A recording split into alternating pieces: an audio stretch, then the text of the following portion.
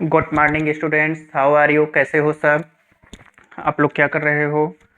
हम लोग friends GS पढ़ रहे थे। जीएस में हम लोग साइंस, हिस्ट्री, पॉलिटी इत्यादि सारे टॉपिक को शुरू किए थे और इत्यादि सारे टॉपिक को कवर कर रहे थे। धीरे धीरे हम लोगों की क्लास ग्रो हो रही थी, सारी चीज़ें कवर हो रही हैं और हम लोग नियमित रूप से पढ़ाई करना स्टार्ट कर रहे हैं। फ्रेंड्स, आज हम लोगों ने जो टॉपिक लिया है वो टॉपिक है मानव स्वास्थ्य और पोषण। बहुत ही इम्पॉर्टेंट टॉपिक है, हर दृष्टिकोण से इम्पॉर्टेंट टॉपिक है। परीक्षा में सबसे ज़्यादा जूलॉजी से जो प्रश्न पूछे जाते हैं, जो साइंस से प्रश्न पूछे जाते हैं, वो केवल और केवल इस टॉपिक से ही पूछे जाते हैं सबसे ज़्यादा। अगर साइंस के 10 प्रश्न पूछे गए हैं तो साइंस के 4 या 5 प्रश्न इसी से रहते हैं और ये इतना इम्पॉर्टेंट टॉपिक है कि आप इसकी कल्पना भी नहीं कर सकते।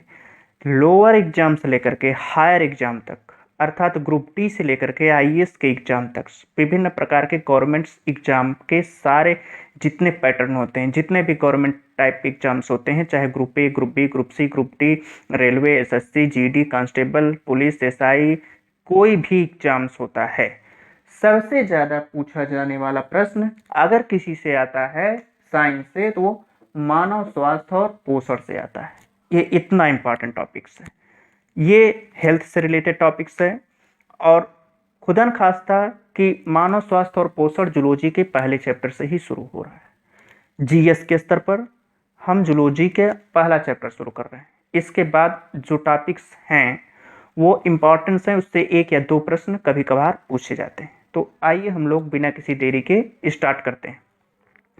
सबसे पहले आप ये जान लीजिए कि मानव स्वास्थ्य और पोषण क्या होता है। What is this nutrition? पोषण क्या होता है, पोषक क्या होता है, पोषण सामग्री क्या होता है, पोषक सामग्री क्या होता है, खाद्य सामग्री क्या होता है, ये सब आप लोग जान लीजिए। जैसे अगर हम कहें पोषण, पोषण क्या होता है? खाद्य पदार्थ या कच्चा माल है जो मनुष्य बाहरी वातावरण से लेता है। एक कच्चा माल का क्या मतलब है? What is this value of this raw material? कच्चा माल क्या होता है? कच्चा माल का मतलब खाद्य सामग्री। खाद्य सामग्री हम कहाँ से लेते हैं? हम क्या हैं, परपोषी हैं, स्वपोषी हैं। अभी एनसीईआरटी हमने साइंस से शुरू किया था, वहाँ पर हमने, आप डिस्क्रिप्शन में जाइएगा, वहाँ पर लिखा गया है सारे वीडियो के लिंक्स, प्लेलिस्ट में देखिएगा, वहाँ पर हमने एनसीईआरटी क्लास 6 की बताया है। स्वपोषी, परपोषी, शाकाहारी, मांसाहारी। मनुष्य क्या है? मनुष्य एक सर्वाहारी जंतु है, सर्वाहारी प्राणी है। इसका कार्य क्या होता है? इसका कार्य होता है दूसरे द्वारा बनाए गए भोजन को ग्रहण करना। क्या मनुष्य अपना भोजन स्वयं बनाता है? नहीं। मनुष्य एक परपोषी जीव है। क्यों? क्योंकि मनुष्य बाहरी वातावरण से कच्चा माल इकट्ठा करता है, बाहरी वातावरण से कच्चा माल को इकट्ठा करके अपने भोजन को तैयार करता है। ये स्वयं से भोजन को नहीं निर्मित करता। जैसे एग्जाम्पल के रूप में घास है, क्या घास अपना भोजन स्वयं बनाता है? हाँ। क्यों? क्योंकि उसको केवल सूर्य के प्रकाश की आवश्यकता होती है, इसीलिए वह अपना भोजन स्वयं से निर्मात करके स्वपोषी कहलाता है। हम और विभिन्न प्रकार के जीव जंतु परपोषी कहलाते हैं। तो सबसे पहला यही है कि मनुष्य क्या है? मनुष्य परपोषी जीव है। पोषण क्या होता है? पोषण यानी न्यूट्रिशन, तो खाद्य पदार्थ। खाद्य पदार्थ क्या होता है? विभिन्न प्रकार के खाद्य पदार्थ से आप लोग परिचित होंगे। अनाज, दाल, सब्जी, रोटी, चावल, फल, फ्रूट, जो कुछ भी हम खाते हैं वो सब खाद्य पदार्थ होता है। तो खाद्य पदार्थ जो कच्चा माल है वो बाहरी वातावरण से जब मनुष्य लेता है तो उसको पोषक कहते हैं। यही होता है पोषण, जो मनुष्य बाहरी वातावरण से लेता है। अब आया पोषक पदार्थ। पोषण हम समझ गए, पोषक पदार्थ क्या होता है हमने अभी बताया कि अब ये इसीलिए हमने इसको नीचे लिखा है। क्यों? क्योंकि खाद्य पदार्थ के नीचे पोषक पदार्थ है। पोषक पदार्थ में कार्बोहाइड्रेट, प्रोटीन, वसा, जल, खनिज पदार्थ, विटामिन, रेशा, ये 7 प्रकार के एलिमेंट्स आते हैं। कौन कौन से एलिमेंट्स आते हैं? कार्बोहाइड्रेट आता है, प्रोटीन आता है, वसा आता है, जल आता है, खनिज पदार्थ आता है, विटामिन आता है, रेशा आता है।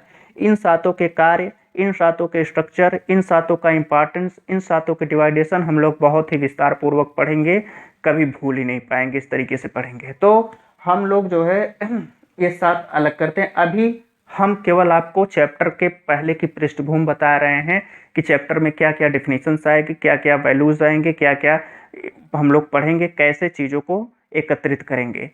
पहला लेक्चर हमारे हर चैप्टर की यही होता है, हम उस चैप्टर के परिचय का पृष्ठभूमि देते हैं, थोड़ी डिफिनीशंस देते हैं ताकि बच्चों को, जो भी लोग शिक्षा ग्रहण कर रहे हैं, जो भी लोगों को इम्पोर्टेंस लगता है, उनको सारी चीज़ें जो भी देख रहे हैं सारी चीज़ें समझ में आ जाए, इसलिए हम इसको देखते हैं।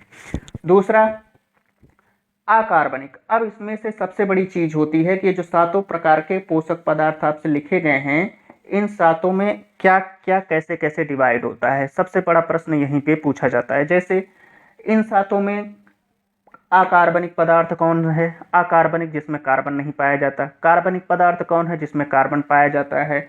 ऊर्जा उत्पादक कौन है? निर्माणकारी पदार्थ कौन है? गुरु पोषक कौन है? आनुवंशिक कौन है? लघु पोषक कौन है? ये सब हम लोग सीखेंगे, ये सब हम लोग देखते हैं। जैसे पोषक पदार्थ का मतलब कार्बोहाइड्रेट, ये अकार्बनिक कौन सा इसमें है? अकार्बनिक इसमें जल है, खनिज तत्व है। ये दो जो पदार्थ हैं, क्योंकि जल क्या होता है? H2O, ठीक है। अब इसमें कार्बन नहीं है, H2O इसमें कार्बन नहीं है। खनिज तत्व इसमें कार्बन नहीं है, इसलिए इन दोनों तत्वों को अकार्बनिक कहा गया। अब ऊर्जा उत्पादक कौन है?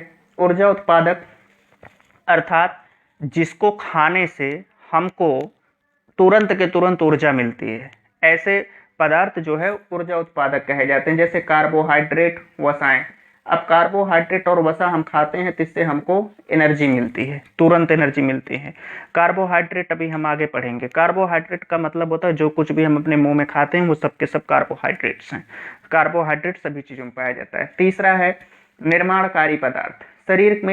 शरीर को आवश्यकता किस किस चीज़ की होती है? जो इंसान या किसी भी जानवर का स्ट्रक्चर होता है, बॉडी का स्ट्रक्चर होता है, उसका मतलब होता है कि ऊर्जा उत्पादक में कि हमारे शरीर को ऊर्जा कहाँ से मिले, हमारा शरीर स्ट्रांग कैसे बने, हमारे शरीर की जो कोशिकाएं हैं, जो विभिन्न प्रकार के अंग हैं, वो कार्य किस तरीके से करें, उसको कार्य करने के लिए किस चीज़ की आवश्यकता होती है। जैसे एक आवश्यकता होती है कि ऊर्जा का संचालन तरीके से हो, ऊर्जा सही तरीके से चले, ऊर्जा की आवश्यकता होती है। दूसरा संचालन होता है, दूसरा कार्य होता है शरीर में हड्डी टूट गई उसका निर्माण करना है, कोई अंग टूट गया उसका निर्माण करना, उसके लिए प्रोटीन की आवश्यकता होती है। हमारे आनुवंशिक लक्षण जो है हमारी अगली पीढ़ी में ट्रांसफर हो सके, हमारे बच्चे अच्छे स्वस्थ हों, जो भी सूचनाएं हैं वो पीढ़ी दर पीढ़ी ट्रांसफर होती है, उसके लिए डीएनए आरएनए है, वो कहाँ से मिलेगा, वो कैसे स्ट्रांग होगा, उसके लिए अलग कार्य पद्धति है। तो हर चीज हमारे शरीर में जो भी जा रहा है, खाद्य सामग्री से लेकर के जो भी एलिमेंट्स, प्रोटीन, कार्बोहाइड्रेट, वसा, विटामिन, रेशा वगैरह कुछ भी जा रहा है,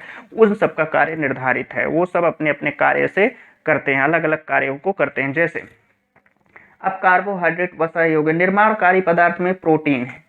ये प्रोटीन से क्या होती है आगे हम पढ़ेंगे। प्रोटीन शरीर रचना या मरम्मत का कार्य करती है। ये शरीर रचना भी करती है, मरम्मत भी करती है, इसीलिए इसको निर्माणकारी पदार्थ कहा जाते हैं। सबसे पहला प्रश्न यही है कि कार्बोहाइड्रेट, वसा, प्रोटीन में निर्माणकारी पदार्थ कौन सा है या निर्माणकारी घटक कौन सा है? तो आपको सीधा जवाब देना है प्रोटीन।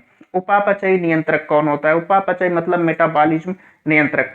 उपापचयी का मतलब होता है जैविक क्रियाओं का नियंत्रण या नियमन, जो जैविक क्रियाओं को नियंत्रण या नियमन कर सके। वहां पर देखिए नीचे लिखा है विटामिन, जल और खनिज तत्व, ठीक है, वो उपापचयी नियंत्रक होते हैं। ये विटामिन होते हैं, जल होते हैं, खनिज तत्व होते हैं। ये कहे जाते हैं क्या? जैव क्रियाओं के नियंत्रण के लिए इनको कहा जाता है। दूसरा आनुवंशिक पदार्थ, अभी हमने चर्चा किया। आनुवंशिक पदार्थ डीएनए हो गए, आरएनए हो गए, ये दोनों जो होते हैं ये आनुवंशिक पदार्थ होते हैं। ये वायरस में पाया जाता है और ये मनुष्यों में पाया जाता है, ये जीव जंतुओं में पाया जाता है।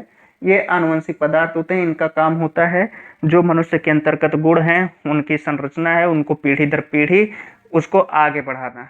तीसरा होता है गुरु पोषक।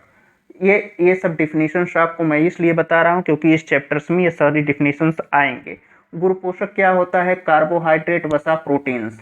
ये कार्बोहाइड्रेट अभी हमने बताया, ये इसका फार्मूला ये होता है CH2O, कार्बन 1, हाइड्रोजन 2, ऑक्सीजन 1, 1:2:1 में ये रहता है। ये कार्बोहाइड्रेट हो गया। जो कुछ भी हम खाते हैं वो कार्बोहाइड्रेट हो गया। अभी आप चिंता मत कीजिएगा, इन सब की डिफिनीशन विस्तार पूर्वक नेक्स्ट लेक्चर्स में आपके सामने उपलब्ध होंगी। वसा का काम होता है ऊर्जा देना। प्रोटीन्स, ये प्रोटीन जो होता है ये शरीर रचना में कारक होता है। ये जो है शरीर की रचना करता है प्रोटीन। एक चीज हम यहाँ पर बताना भूल गए, ये जो कार्बोहाइड्रेट और वसा है ये ऑक्सीकरण ऊर्जा है, ये ऑक्सीकरण घटक होता है। ऑक्सीकरण का मतलब आप लोगों ने केमिस्ट्री में ऑक्सीकरण और रिडक्शन पढ़ा होगा।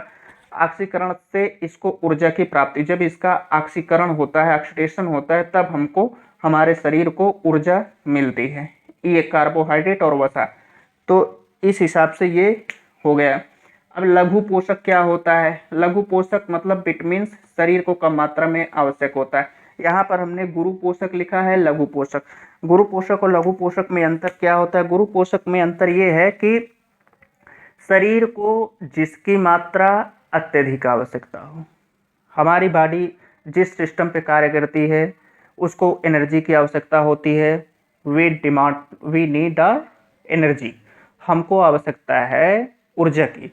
तो ऊर्जा हमको कहाँ से मिलेगी? कार्बोहाइड्रेट वसा। और हमारी इस ऊर्जा के अलावा हमारे शरीर के निर्माण में, हमारे शरीर को मजबूत बनाने में क्या काम देगा? प्रोटीन्स। तो क्या हो गया? कार्बोहाइड्रेट वसा प्रोटीन्स, इनको हम बड़े पैमाने पर खाते हैं, इनकी बड़े पैमाने पर शरीर को आवश्यकता होती है, इसलिए इनको गुरु पोषक कहा गया। ठीक है, बिग न्यूट्रिशन कहा गया। और लघु पोषक, लघु पोषक का मतलब होता है कि शरीर में जिसकी आवश्यकता बहुत कम मात्रा में होती है, उनको बहुत कम मात्रा में शरीर में लिया जाना होता है, तो उसको लघु पोषक कहते हैं। जैसे विटामिन हो गए। विटामिन, यद्यपि विटामिन की बहुत कम मात्रा आवश्यक होती है, लेकिन ये very very very most important है। ये कम मात्रा में आवश्यकता होने का मतलब ये है कि इसको लेना नहीं है, इसको अति आवश्यक लेना है। इस कम मात्रा में भले, लेकिन इसके बगैर शरीर बेकार है। शरीर को इनकी कम मात्रा में आवश्यकता होती है, इसीलिए हम इनको लघु पोषक कहते हैं। चौथा है उपापचय यानी मेटाबॉलिज्म। मेटाबॉलिज्म का मतलब होता है शरीर को जीवित दशा में रखने के लिए इसकी कोशिकाओं में निरंतर उपापचय होता है। उपापचय का मतलब होता है भोजन का पचना, भोजन का ग्रहण करना। भोजन कैसे पचता है कैसे नहीं, ये हम लोग विस्तार पूर्वक पढ़ेंगे, बहुत लंबा टॉपिक है। तो शरीर को जीवित दिशा में रखने के लिए हमारी जो कोशिकाएं हैं, जो कोशिका में अंग है, वो सब कैसे भोजन पचाते हैं, भोजन पचाने में क्या क्या क्रियाएं होती हैं, वो सब हम लोग देखेंगे। इसी को मेटाबॉलिज्म कहते हैं। तो फ्रेंड्स, हम लोगों ने आज क्या देखा? हम लोगों ने जो भोजन के और उसके घटक होते हैं, जो पोषण और उसके घटक हैं, उसमें जितने डेफिनेशंस आती हैं, हम लोगों ने उन सारे डेफिनेशंस को कवर किया। और डेफिनेशंस को कवर करने के बाद अब हम लोग नेक्स्ट टॉपिक पे चलेंगे। हमारा पहला टॉपिक क्या होगा? कार्बोहाइड्रेट। आप लोग थोड़ा सा पढ़ के आइएगा, हम विस्तार पूर्वक कार्बोहाइड्रेट को पढ़ाएंगे, विधिवत पढ़ाएंगे। आप लोग लाइक शेयर सब्सक्राइब करना ना भूलिएगा। थैंक्स बच्चों। जय हिंद, जय भारत।